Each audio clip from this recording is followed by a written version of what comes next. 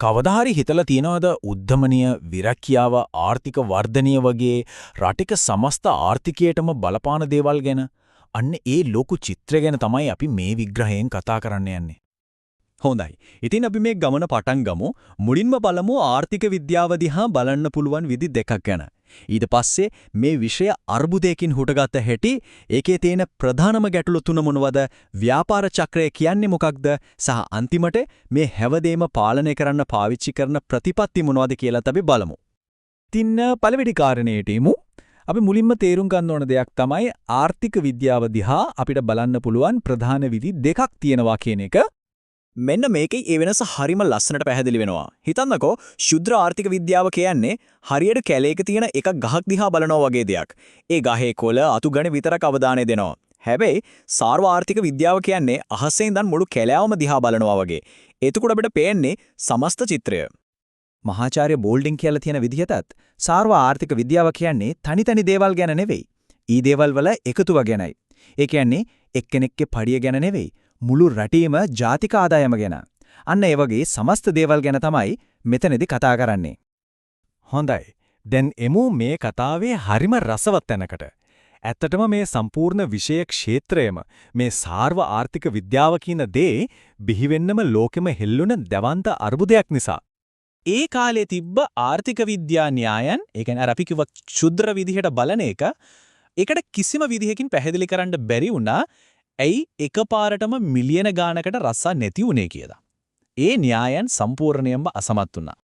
මේ ප්‍රශ්නේ කොච්චර ලොකුද කියලා හිතාගන්නත් අමාරුයි. බලන්නකෝ අවුරුදු 4ක් වගේ පොඩි කාලයක් ඇතුළත ඇමරිකාවේ විතරක් රස්සා නැති අයගේ ගාන මිලියන 1.5කින් ඉඳන් මිලියන 13ක් දක්වා ඉහළ ගියා. ඒක ඇත්තරම ඇදහිය නොහැකි වැඩිවීමක්.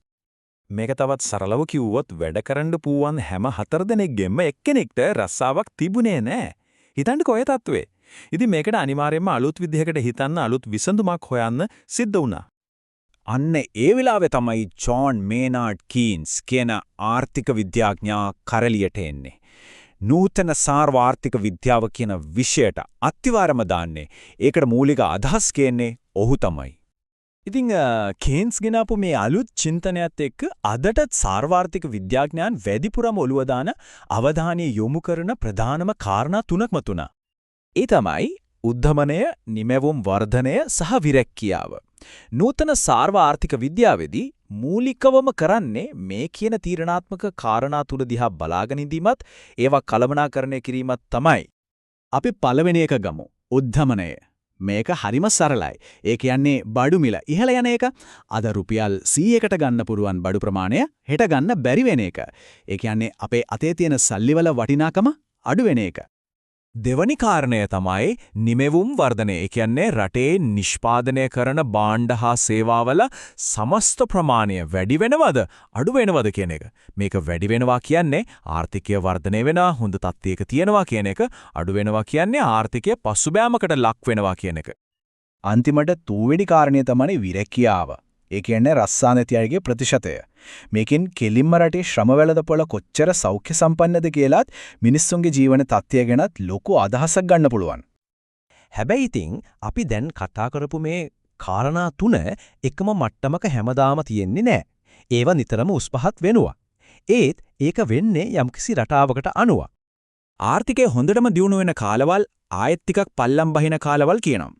අන්නේ උස් පහත් වීමේ රටාවට තමයි අපි ව්‍යාපාර චක්‍රය කියලා කියන්නේ.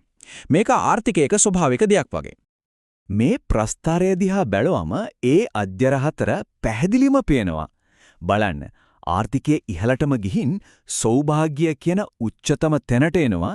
ඊට පස්සේ පසුබෑම පටන් ගන්නවා. ඒක පතුරටම ගියාම අපි කියනවා අවපාතය කියලා. හැබැයි එතනින් නවතින්නේ නැහැ. ආයත් ප්‍රകൃතිය කියන අධ්‍යරහරහා ආර්ථිකයේ නැගිටින්න පටන් ගන්නවා. හොඳයි. එනම් ප්‍රශ්නයක් තියෙනවා. ආර්ථිකය මේ විදිහට චක්‍රයක් වගේ උඩ පහළ යනවනම් මේක කළමනාකරණය කරන්න, පාලනය කරන්න මොනවද කරන්න පුළුවන්? අනේ ඒකට උත්තරේ තමයි ප්‍රතිපත්ති මෙවලම් කට්ටලය. ආර්ථිකයේ මේ උස් පහත් වීම සුමට කරන්න ඒ වගේම අපි කතා කරපු ලෝක ඉලක්ක තුන.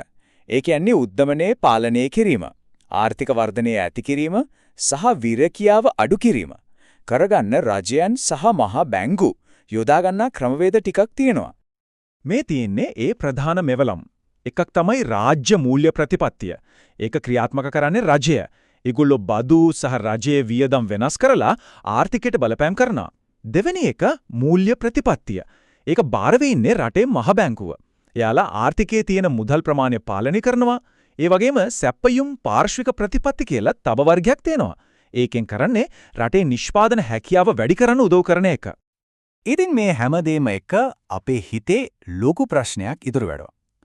මේ සංකල්ප සහ මෙවලම් පාවිච්චි කරලා අපිට මේ ආර්ථිකයේ උස් පහත් වීම කියන ව්‍යාපාර චක්‍රය සදාහටම පාලනය කරන්න ප්‍රගුණ කරන්න පුරුවන්ද අනාගතේන ආර්ථික අර්බුද සම්පූර්ණයෙන්ම නවත්තන්න මේ මෙවලම් ඇත්තටම ප්‍රමාණවත්ද? ඇත්තටම සාර්ව ආර්ථික විද්‍යාවේ අරමුණ වෙන්නේ මේ ප්‍රශ්නෙට උත්තර හොයන එක තමයි. මුළු ආර්ථිකයේම ස්ථාවරව සෞභාග්‍යමත් පවත්වාගෙන යන්න පාරක් හොයන එක.